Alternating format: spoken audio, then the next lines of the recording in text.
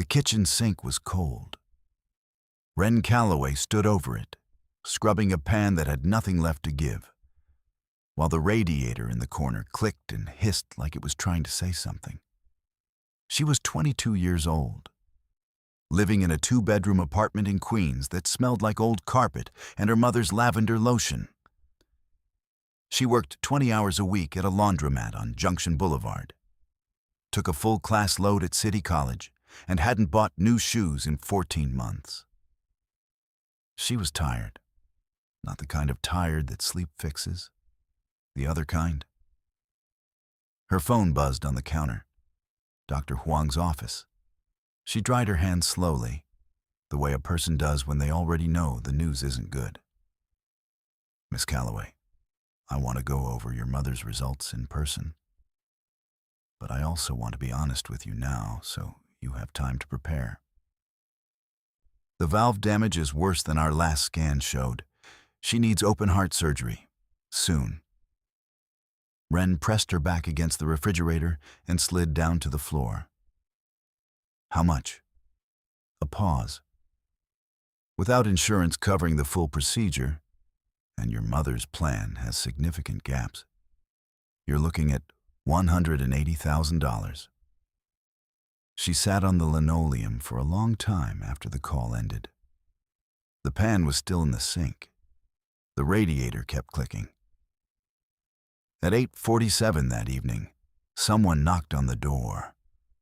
Wren opened it to find a woman she hadn't seen in 4 years standing in the hallway in a camel coat, carrying a Chanel bag that probably cost more than 3 months of Wren's rent. Her hair was blown out. Her nails were perfect. She smelled like Chanel No. 5 and something colder underneath. "Hi." "Sweetheart," said Sable Voss, her father's sister, her aunt by blood, a stranger by every other measure. She smiled the way people smile in television commercials, wide, practiced, empty. "I heard about your mother," Sable said, "and I think I can help." Wren stared at her for a long moment. She should have closed the door. She didn't. Sable didn't wait to be invited in. She stepped past Wren like she owned the hallway, set her bag on the kitchen table, and looked around the apartment the way a real estate agent looks at a teardown. "You've been managing this all alone," she said. It wasn't a question. Wren stood near the door, arms crossed. "What kind of help are you talking about?" Sable sat down, crossed her legs, and folded her hands on the table. She had the posture of someone who had spent years being watched. Everything she did looked rehearsed. "I'm connected to a private social club in Midtown, the Meridian Club. It's members only, CEOs, investors, city officials. They host events regularly, and they're always looking for bright, presentable young women to attend as guest representatives. Networking liaisons. You show up, you're charming, you make conversation, you leave." She paused. "They pay very well." "How well?" $3,000 per event, sometimes more depending on the guest. Wren felt the number land in her chest like a stone. She did the math involuntarily. 60 events. That was 60 events to cover her mother's surgery. That was a long time. But it was something. "What exactly does networking liaison mean?" Wren asked carefully. Sable looked slightly offended. "Exactly what it sounds like. You attend a gala, a dinner, a charity auction. You're introduced to members. You keep conversation pleasant. You represent the club well." She reached into her bag and slid a brochure across the table.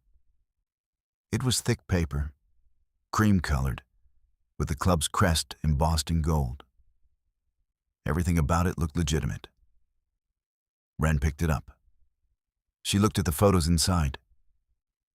Women in evening gowns, candlelit rooms, gleaming chandeliers. It looked like a world she'd never touched. "I'll need to buy you some appropriate clothing," Sable added. Consider it an investment." "Why are you doing this?" Wren asked. "You haven't spoken to us in 4 years." Sable's expression softened, just slightly, just enough. "Because you're family. And your mother's sick. Some things matter more than old arguments." Wren looked at the brochure again. Then at the empty counter where her mother's medication bottles were lined up in a row. She said yes, and something in the apartment seemed to go very quiet. 3 days later, Sable took Wren to a boutique on the Upper East Side that didn't have prices on anything. That was the first warning sign Wren filed away and ignored. A woman named Petra fitted Wren into a navy Dior cocktail dress, nude heels, and pearl earrings. She stood in front of a 3-panel mirror, barely recognized herself. She looked older, polished, like someone who belonged somewhere expensive. "You're stunning," Sable said from the velvet chair behind her. "They're going to love you." That night, Sable also introduced her to Nora. Nora showed up at Sable's Upper West Side apartment carrying iced coffees and wearing a linen blazer like she'd been born in one. She had sharp cheekbones, a warm laugh, and the kind of easiness around wealthy spaces that takes years to develop. "I'm a distant cousin," Nora said, handing Wren a coffee. "Sable's been mentoring me for a while. I know the club. I'll show you everything you need to know." Wren liked her immediately. That was the second warning sign she ignored. Over the next 2 weeks, Nora taught her things: how to hold a champagne flute, how to exit a conversation gracefully, how to smile without showing too many teeth, how to remember names without writing them down. Nora was patient and funny, and made Wren feel like this was all completely normal. But small things didn't add up. Once, Wren arrived early at Sable's apartment and saw Nora sitting at the kitchen table with Sable, both of them speaking quietly. When Wren walked in, they stopped. Nora's expression reset in under a second, too fast. Sable smiled smoothly. "Just going over your schedule for next week." Another time, Wren found a handwritten list on the coffee table. It had member names, dollar amounts, and next to each name, a woman's first name, including hers. She picked it up. Sable appeared from the hallway and plucked it away gently. "Booking sheet for upcoming events. Nothing exciting." Wren nodded. She almost believed it. Almost. That night in her Queens apartment, she opened her laptop and searched. The Meridian Club, Manhattan. The results that came back made her stomach drop. There wasn't much. That was the problem. For a club that supposedly hosted CEOs and city officials, the Meridian Club had almost no digital footprint. No public website, no press coverage. One brief mention in a 2019 real estate filing, listing the building owner as an LLC, Aldrin Holdings Group. Wren searched Royce Aldrin next. He came up easily. 61 years old, Manhattan-based real estate developer, donated to several political campaigns, photographed at charity galas, always near someone powerful. His Wikipedia page was clean. His LinkedIn was polished. His name appeared twice in articles about a Manhattan City Council rezoning that benefited his portfolio. Nothing illegal. Nothing obvious. She almost closed the laptop. Then she found it, a 2-year-old Reddit thread in a forum called r/NYC Workers. The post was deleted, but a reply quoted it. "Anyone else get recruited through a family connection to work at a private club in Midtown? Was told it was networking, felt wrong, left after one event. DMs open. 22 replies, mostly deleted. 1 remained. Same. The ant thing is a pattern." Wren read that sentence 3 times. The ant thing is a pattern. She sat very still. Outside her window, a car alarm went off on Junction Boulevard and then stopped. She could hear the radiator clicking again. She wanted to believe she was overreacting. She wanted to believe Sable had shown up at the right moment for the right reasons. She wanted to believe in the $3,000 per event and her mother's surgery and a version of this story where everything worked out. But she was also her father's daughter. And her father had always said, when something feels wrong in your gut already knows what your brain is still arguing about. She didn't call Sable. She didn't call Nora. She went to the first Meridian event the next evening anyway, because her mother needed that surgery, and she didn't have a better option yet. But she went with her eyes open. And on her way into the building, she passed a man in the lobby who looked at her not like a guest, but like inventory. His name tag read, Royce Aldrin, host. The Meridian Club occupied the top 2 floors of a building on West 54th Street. The elevator opened directly into a foyer with dark wood paneling, amber lighting, and the kind of silence that money buys. A string quartet played near the window. Waiters moved through the room with trays of champagne. Wren stood at the edge of it all in her navy Dior dress and felt like she was standing on the rim of something she couldn't see the bottom of. Nora appeared beside her. You look perfect. Stay close to me. For the first hour, everything was surface level fine. She was introduced to 3 men, a hedge fund manager, a real estate attorney, and someone who described himself as a capital allocator without further explanation. They were polite. They asked her questions that weren't really questions. She smiled and answered and held her champagne glass correctly. Then she needed the restroom. Nora pointed her down a hallway. On her way back, Wren took a wrong turn and ended up near a door that was almost shut. She heard voices inside. Sable's first, then a man's. She slowed without meaning to. She's exactly what I described, Sable was saying. Young, presentable, no family to push back. The mother's sick, so she needs the money. She won't walk. And she doesn't know the full arrangement. A man's voice. Low, controlled. She thinks it's networking. She'll figure it out eventually. But by then the contract will be signed. A pause. I have a senator interested in her specifically for the March event. Then we move her up. I'll get the paperwork done this week. Wren stood in the hallway with her back against the wall. The string quartet was still playing somewhere behind her. A waiter passed without looking at her. Her hands were cold.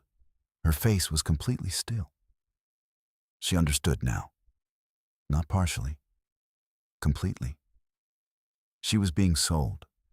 Not into anything violent, but into something she had never agreed to. She was a transaction.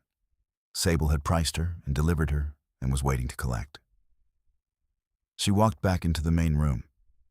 She found her clutch. She found the elevator.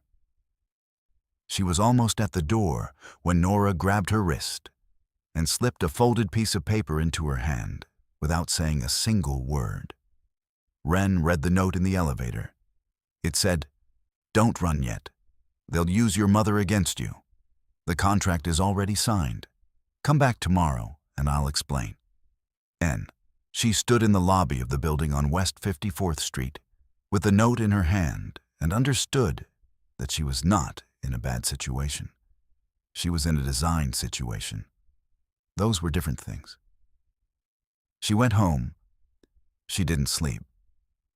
In the morning, she called her mother's building manager to ask about the lease renewal. Something routine. Something she handled every year. The manager sounded confused. There was actually a refinancing notice filed 2 weeks ago, he said. A co-signer executed a short-term loan using this unit as partial collateral.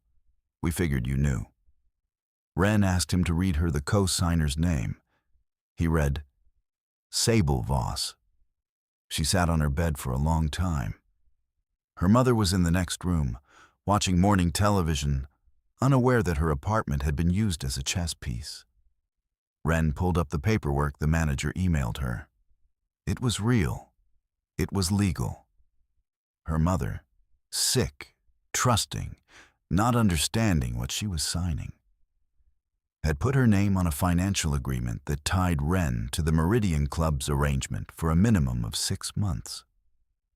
If Wren broke the arrangement early or caused any disruption, the loan defaulted. They lost the apartment. Sable hadn't just offered help. She had engineered a cage. Wren called Nora. They met at a diner in Astoria at noon. Nora sat across from her with both hands wrapped around a coffee cup and told her the truth in a flat, tired voice. Nora was Sable's daughter, her real daughter. She had been placed in Wren's life specifically to monitor her and keep her compliant. Then why the note? Wren asked. Because I'm done, Nora said simply. I've watched her do this to 4 other girls in 3 years. I kept my mouth shut every time.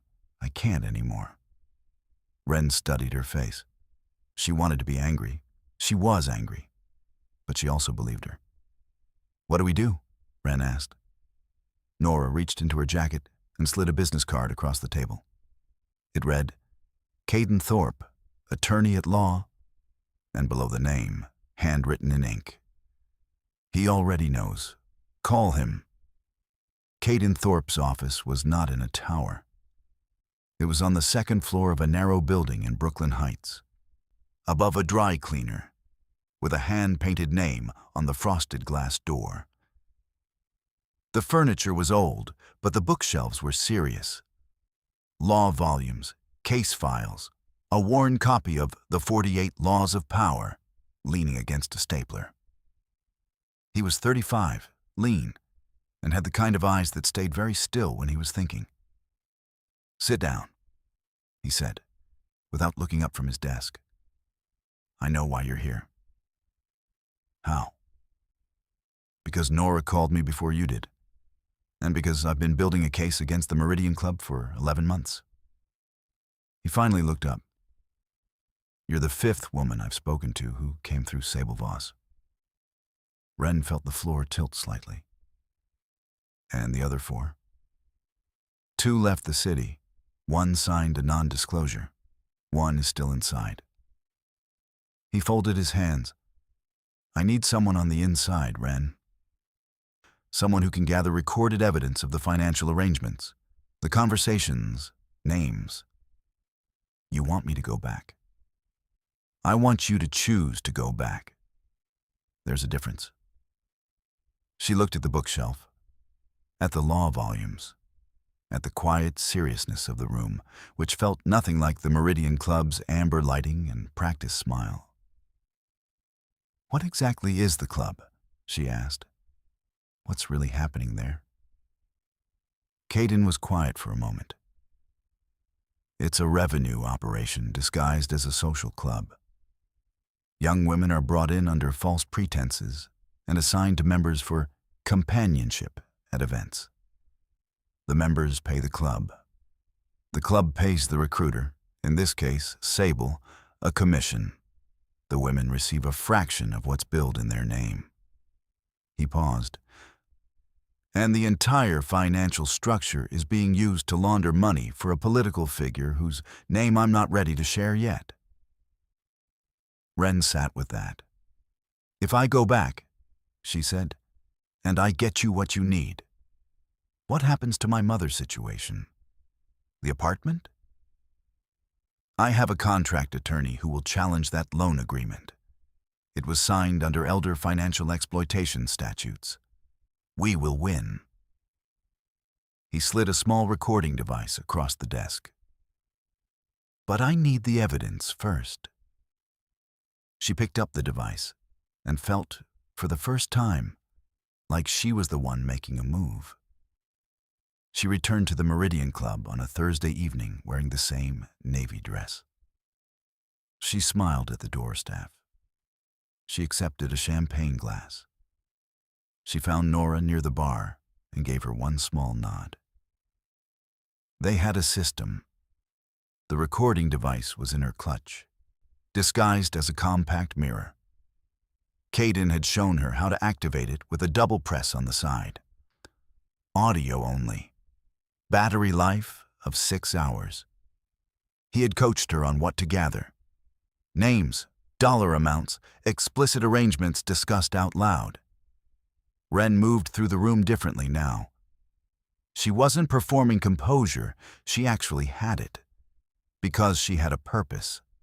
And purpose, she was learning, felt nothing like fear.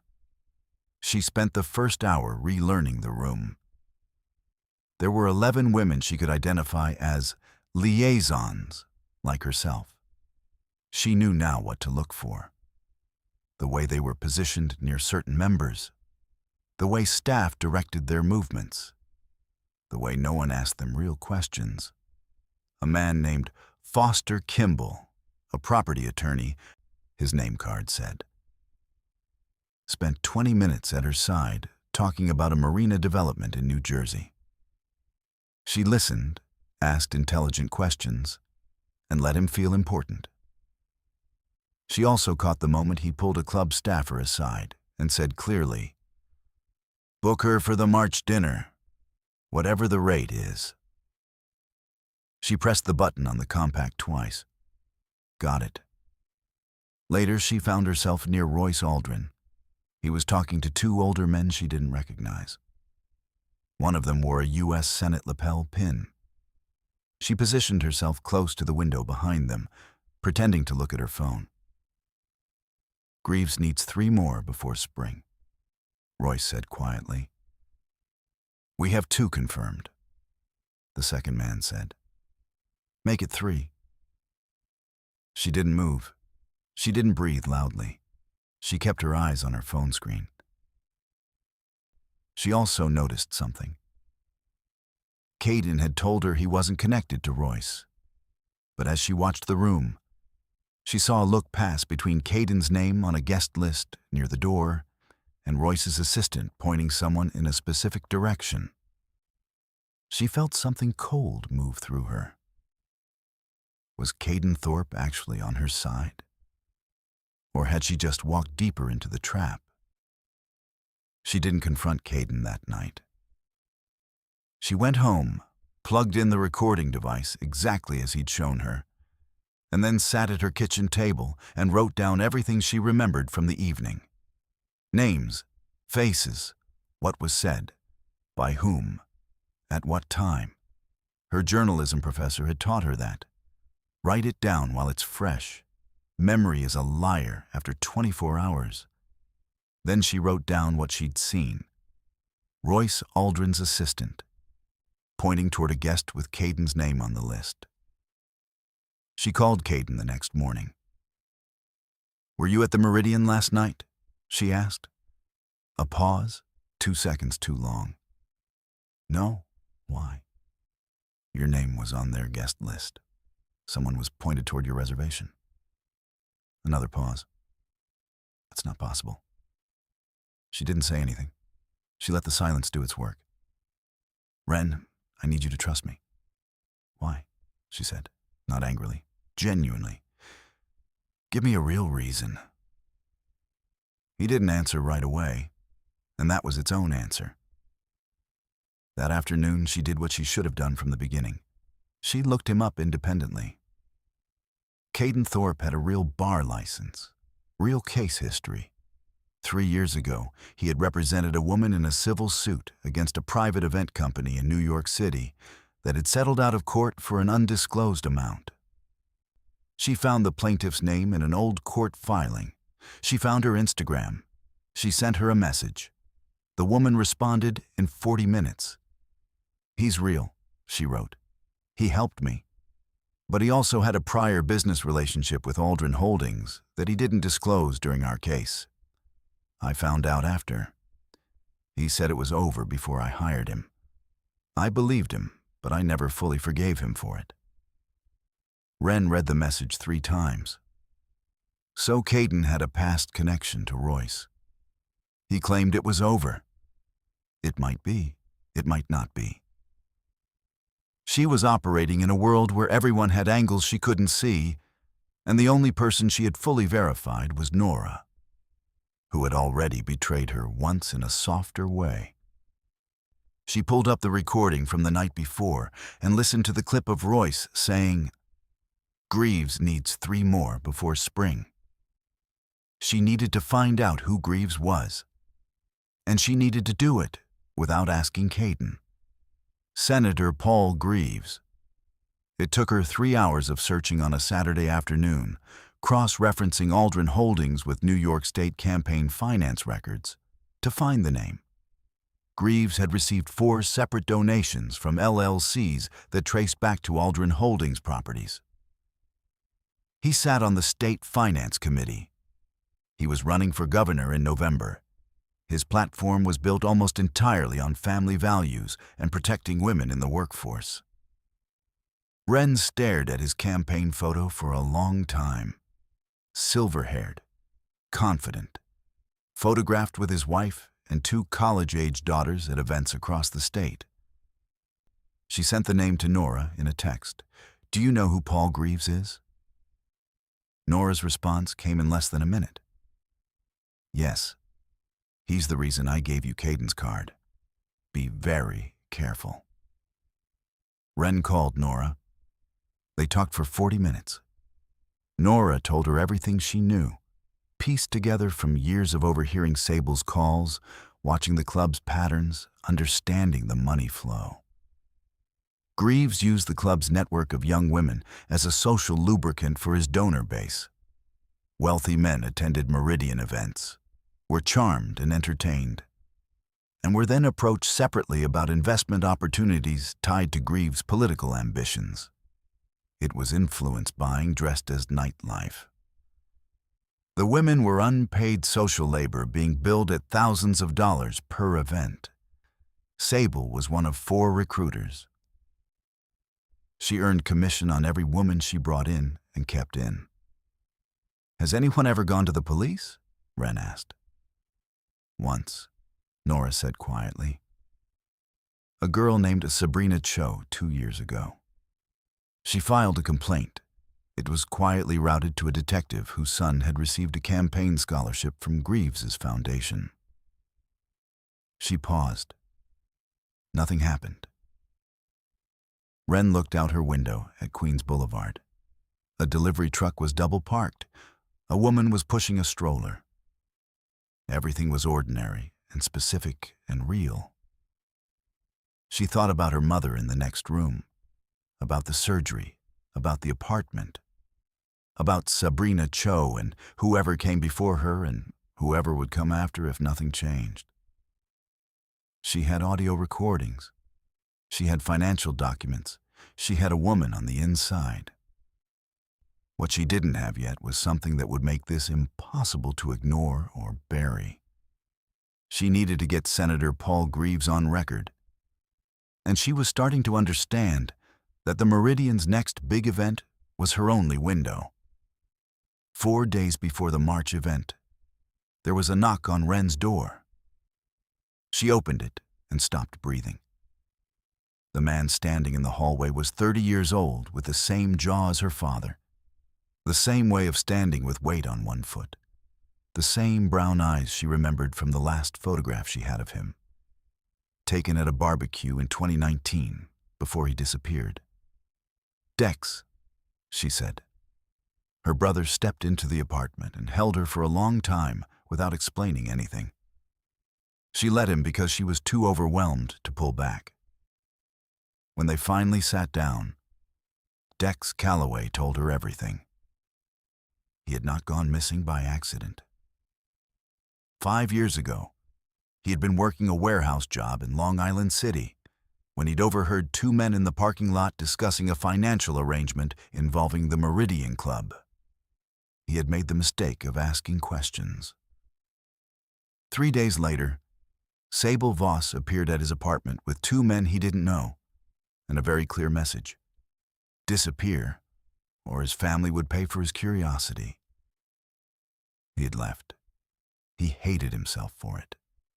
He spent 5 years building a quiet life under a different name in Philadelphia, working in IT, collecting every piece of information about Laundering and the Meridian Club he could find from a safe distance. He had hired Caden Thorpe to find a legal path back. "Caden works for you," Wren said. "He's been working this case from my end for 11 months, Dex said. "I sent him to you when I found out Sable had gotten to you. I was going to come sooner, but I needed the evidence chain to be clean." Wren sat back in her chair. She thought about the guest list. Caden's name, Royce's assistant pointing the way. Caden hadn't been compromised. He'd been navigating. "The prior business connection to Laundering," she said. "The woman told me about it." "He disclosed it to me," Dex said. "That connection is why he knows exactly how Laundering structures the money. It's not a liability, it's the map." Wren rubbed her eyes. Her mother was in the next room. Her brother was sitting across from her for the first time in 5 years. "The March event," Dex said quietly. "Greaves will be there in person. We'll never get this chance again." They spread the documents across Wren's kitchen table that night. Dex's files, Nora's records, Wren's audio, and Caden's legal analysis. And for the first time, the full shape of the Meridian Club became visible. It was not just a predatory social operation. It was a money laundering vehicle. Greaves used his political position to funnel state contract approvals toward Laundering's development projects. Laundering, in return, ran cash through the club's membership fees and event billing, inflating the numbers, distributing the surplus to shell accounts, some of which connected back to Greaves's political PAC. The women were the cover. Their presence made the club look like a legitimate entertainment venue. Their billing rates made the invoices look real. Sable received monthly payments. Royce managed the day-to-day. Greaves insulated himself through 3 layers of LLC structure.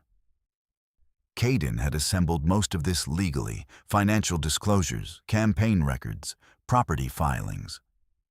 What was missing was a direct recorded conversation linking Greaves personally to the club's operations.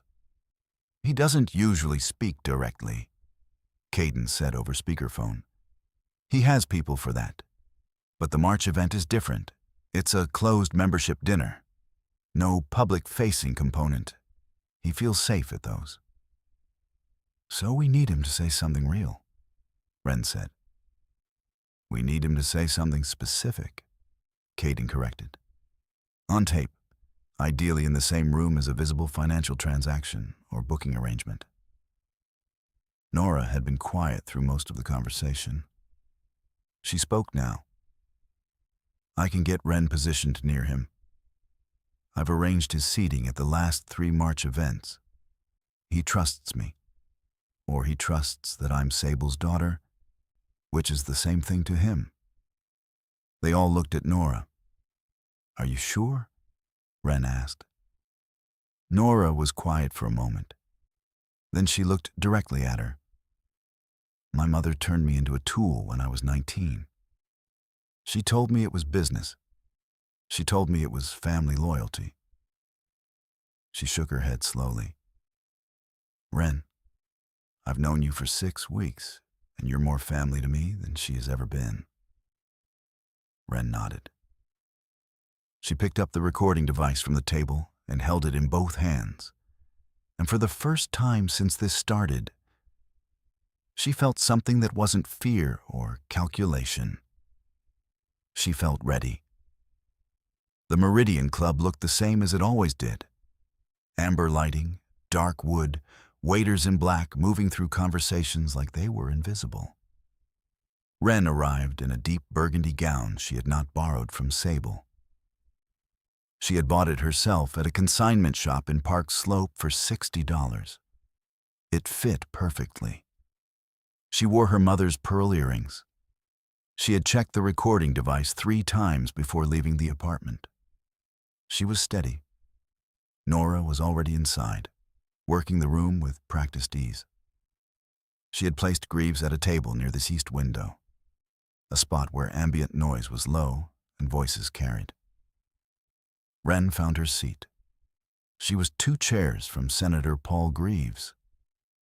He was exactly as his photograph suggested, silver-haired, measured, radiating the particular kind of confidence that comes from having never been held accountable for anything.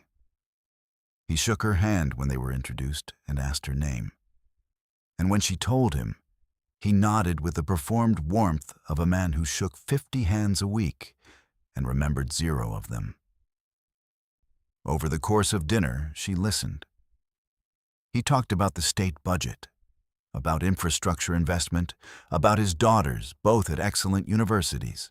He used the word integrity twice in 10 minutes and never once flinched.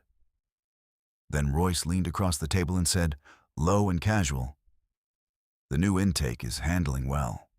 Sable's girl especially. The spring bookings are already full." Greaves smiled and nodded. "Good. Keep the March numbers clean. We have auditors looking at the PAC in Q2, and I need the event billing to hold." "It'll hold," Royce said. "Always does." Wren kept her face composed. Her hands were in her lap. Her clutch was on the table with the compact inside. Double-pressed, active, recording. She looked out the east window at the Manhattan skyline and thought about her mother, about Dex, about Sabrina Cho, who had filed a complaint 2 years ago and been ignored. Greaves was still talking. Something about polling numbers. She thought, we have it. But then Sable appeared at the edge of the room, and she was looking directly at Wren with an expression that was not warm and not practiced. It was something else entirely. Sable crossed the room with the particular smoothness of someone who had spent decades making dangerous things look casual. She placed a hand on Wren's shoulder. Her grip was just slightly too firm.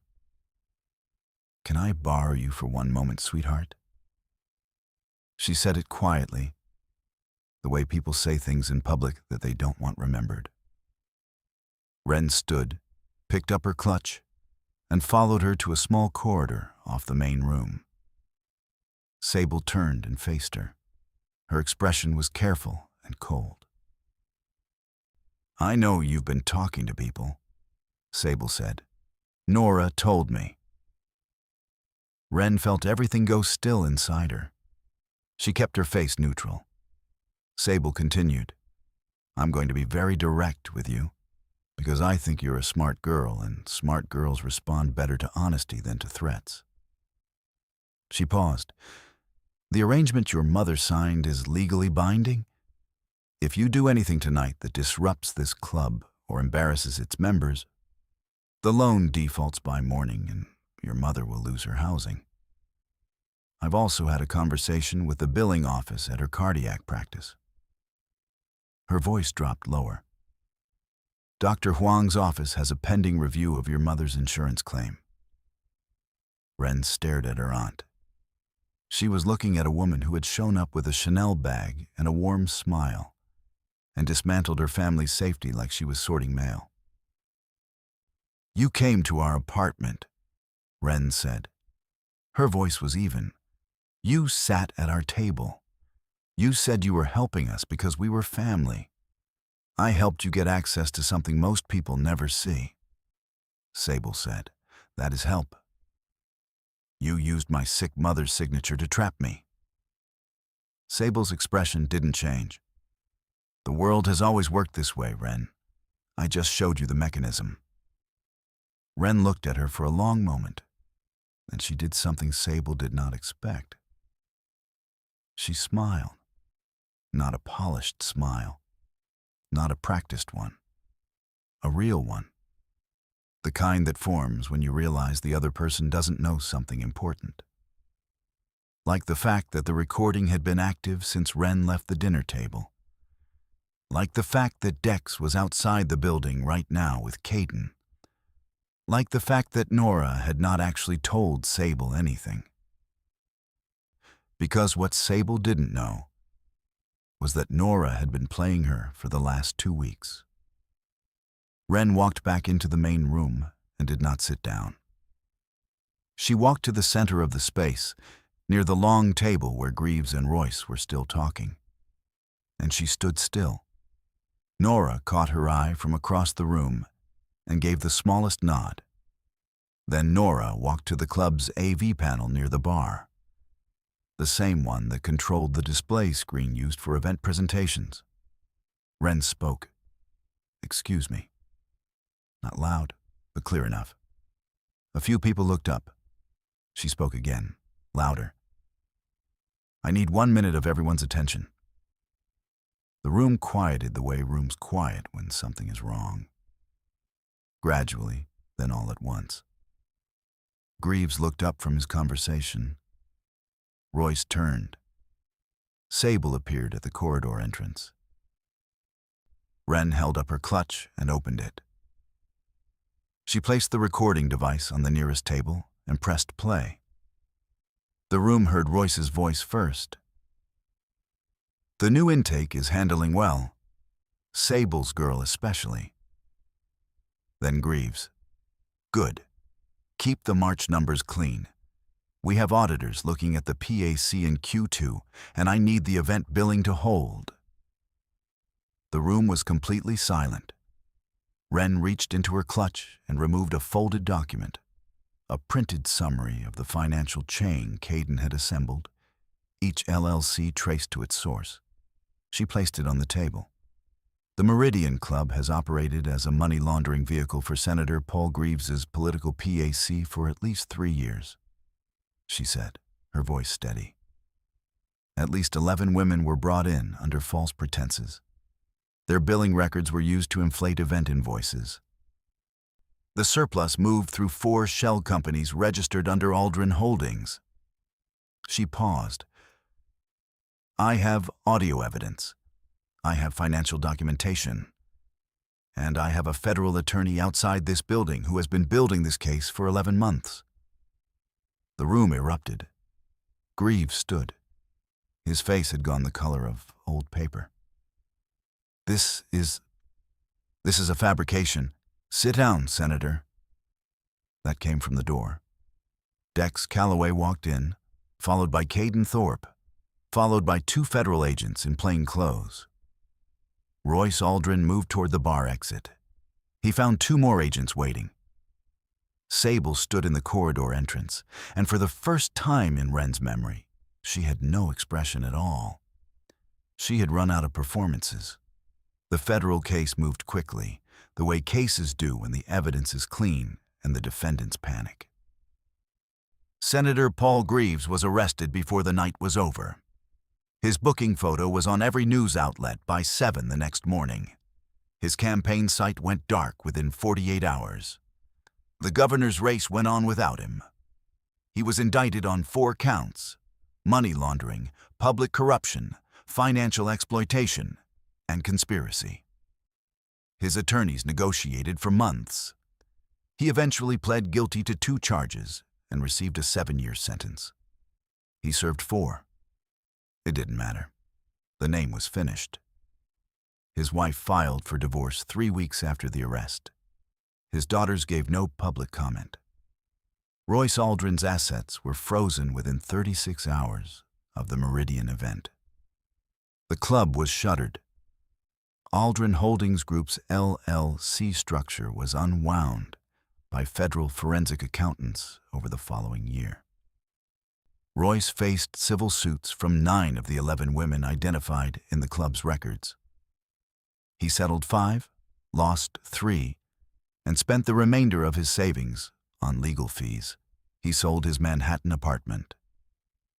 The last article written about him placed him in Boca Raton, retired and largely invisible.